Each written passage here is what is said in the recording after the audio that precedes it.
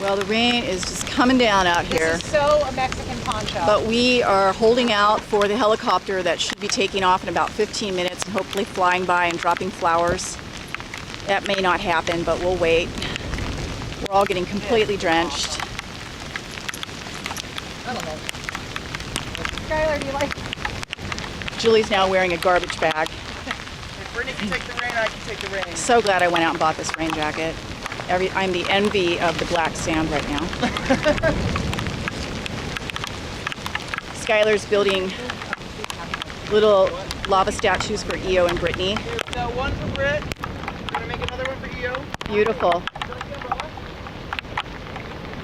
Oh. I remember. It is really, really, really coming down out here. We're having a true Big Island rain squall.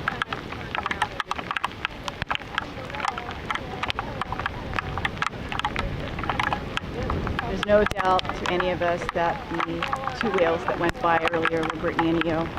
They went by just so slowly right in front of us.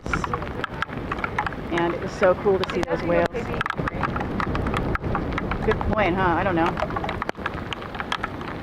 Yeah, Julie just brought up that I probably shouldn't have this thing in the rain, so I'm going to turn it off.